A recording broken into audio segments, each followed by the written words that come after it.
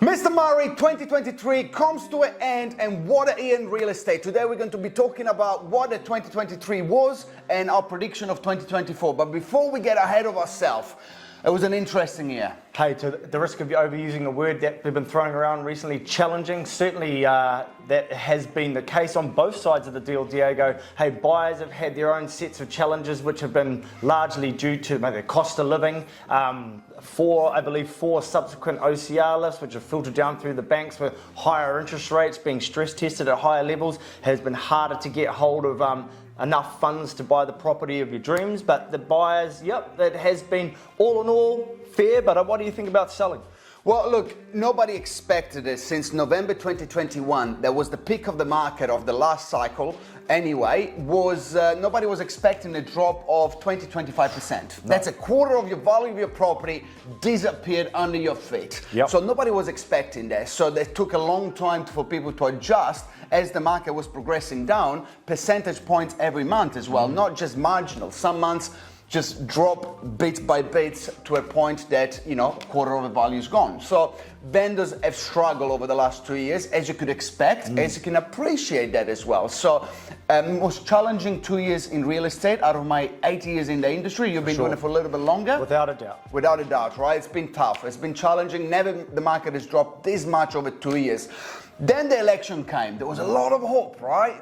The optimism in terms of, we don't want to talk politics, but maybe a change of government. That came into place, but then it was delayed, and like everything, nothing really happened overnight. No. Now, the last 3 months of 2023, the market has increased a few percentage points, which is optimistic, but it's not on fire yet, is it? Absolutely, far from it. But yeah, I think it was a couple of market updates ago, Diego, you mentioned that in about 4 or 5 months of slowly increasing values, which is a good indication that potentially the worst is behind us. We certainly hope so. What we have noticed, which is strange in both all our time in real estate, is the large amount of stock coming to the market at this time of year, which is very rare and unusual, but I think it is all leads back to what's been going on. It took a long while for a new government to be formed and people make decisions, but we are seeing a more increase in supply for the year, but very challenging, but certainly a very interesting year, and we faced many new challenges we haven't seen, or a lot of people even who've been in the game a lot longer than maybe Diego and I have seen very interesting times, which I'm sure we'll be able to hark back to and remember.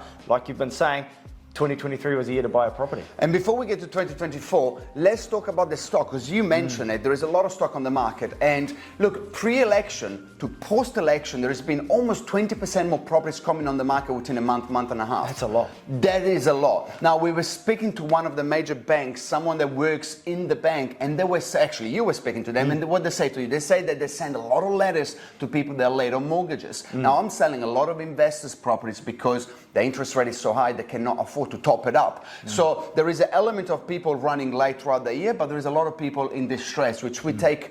It's a tough situation to be, right? And all we can do is navigate and help them. But that is the reason why there is a lot of stock. Yep. And I think, talking now 2024 and our prediction, let me start with, there is going to be a lot of stock coming into the market from January onwards. So I don't think the market, give me your prediction in a second. My prediction is that for the first 3 months of 2024, it will be same as what we're experiencing at the end of 2023. With then the market moving into a more positive vendors market towards the middle of next year. Now, I hope I'm wrong. I hope that happens sooner, but that's my prediction based on what I'm seeing people coming on the market in 2024. Absolutely. I think, with all the challenges on both sides of the deal like we spoke of, it's been a fair market. Like, there's been some fair prices and sometimes a lot of pressure on buyers for very desirable homes. It's not all doom and gloom either side, but it has, like we said, keep using the same word, challenging on both sides. So I think you're absolutely right. With more supply, guys, from a purchasing point of view, obviously you're going to have a little bit more to choose from, but when you see the home you want, sometimes if an old phrase I remember, especially if it's your first home, it's exactly that. It's your first home, not your last home.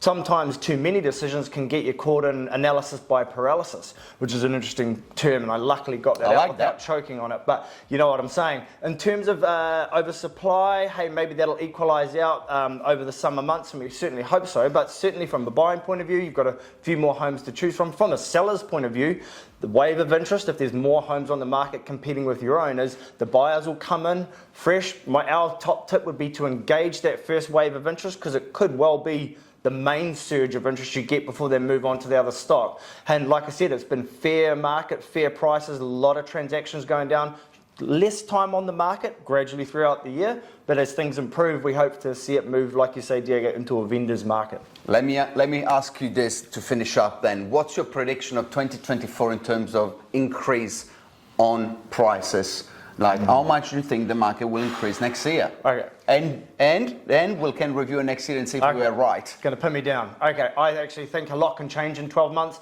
and I think in the Auckland region alone, I think there's between a 3 to 5% increase in values across the board. Hey man, I'm even an optimist. That's for sure. Well, I'm thinking somewhere between 7 and 10% in 2024.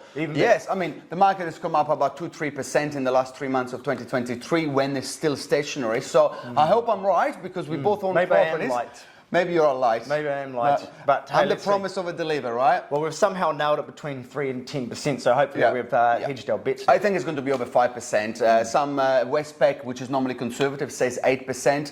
Tony Alexander, I can't remember, maybe I'm quoting it wrong, but he said around the 10%. Correct. And he's normally pretty right, Uncle Tony. Yeah. So look, let's see what brings it up, what 2024 brings it up. But look, it's been an absolute pleasure sharing our thoughts with you in terms of the market. You know where we are. Maybe don't call us on Christmas Day or New Year's Day. You are part of that. We're still available around Christmas, aren't we? Yeah, try your luck for sure. But it's been wonderful to serve everyone, all our clients out there throughout the year, throughout the last few years actually. Thank you very much, and we wish you a Merry Christmas and a Happy New Year.